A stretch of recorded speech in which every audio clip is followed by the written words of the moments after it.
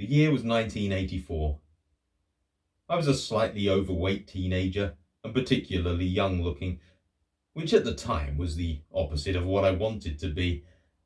I was a reluctant altar boy, trapped in a life that wasn't me, but that I had no clue how to get out of. I wasn't hard done by, only I felt like I didn't belong into this life. I had neither the means nor the know-how to find an answer to my questions. I was a wannabe rebel without a proper cause. One thing I did know was that I envied my tall and sporty schoolmates, particularly those who hid behind the sports hall and smoked cigarettes after class. They were the tough guys who didn't conform to the unwritten rules of our Bavarian rural small town.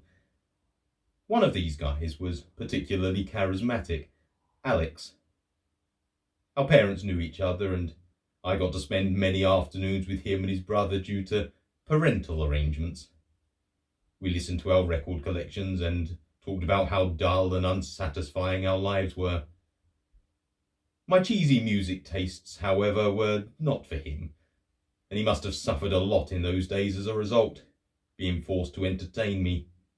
Kim Wilde and the more commercial albums by Van Halen were as much musical middle ground as we could establish. Alex was mainly into Iron Maiden, and thanks to his open-minded mother, he wore metal-decorated jackets, leather wristbands, and used hair products. I so wanted to be like him. My mother was less liberal as far as clothing and hair length was concerned, and my pocket money didn't stretch far either. For long, my attempts to copy his style were admittedly more entertaining than provoking. Amateurish experiments to shape my hair with sugary water failed miserably, and the local hairdresser, a close friend of my mother's, would not grab his scissors without conferring with her first. I was damned to look normal.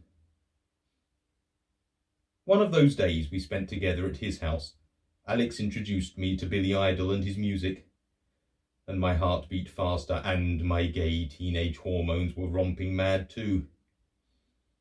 Alex could stick his tongue out exactly as Billy did, and he played the guitar with the same obscene moves as punks did in the videos that shocked and provoked our parents when we watched the chart shows together. I tried to copy the moves in the mirror, but to no avail. Although I couldn't quite work out what to do about it, I knew that all of this was much closer to who and what I wanted to be than the altar boy persona which my Catholic family had in mind for me. Alex's style went to more extremes as punk made its mark on the zeitgeist, and one day our Latin teacher had enough and made him sit in the last row so she wouldn't have to look at him and his offensive outfits close up.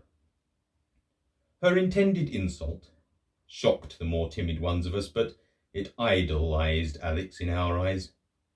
He grinned smugly in response to the teacher's spitting red face, which made him the hero of our class for the foreseeable future. A girl from our class went out with one of the punks that hung out on the town square at the time.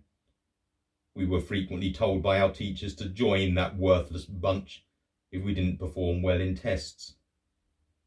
The next day, said girl came to school with an involved punk haircut in blue and purple.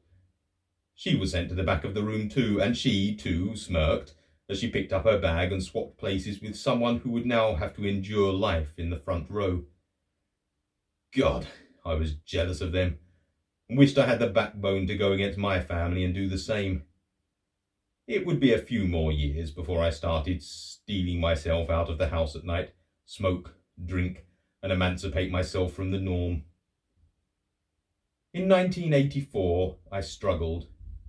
Encouraged by others at last, I bravely broke into my piggy bank and bought a metal leather belt and matching wristbands to wear at school, and started painting and dyeing my clothes. I may have looked like a tit, but I felt like a real rebel.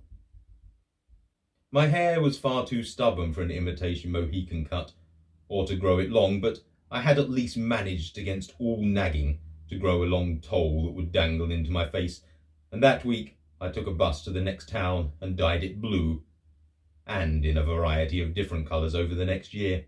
This abruptly ended my days as altar boy. At that stage, however, the novelty had worn off, as quite a few of our students had followed the new trend and sported new wave and punk accessories. Imitator that I maybe was, I felt liberated all the same. Maybe I was too soft to become a real punk. The rebel spirit of the times, however, laid important foundations that came to fruition later in my life. Billy and his mates have, in their way, still shaped and contributed a lot to my life with their provocative and daring attitudes. That winter, our class went to Austria to ski camp. Every evening we used the communal hall as a place of worship to our idol music, and we played the songs of our musical idols. This Is Not a Love Song by P.I.L. was our declared favourite. Over 30 years have passed, but the punk rock spirit and the rebel lyrics still yell, "More! More! More!"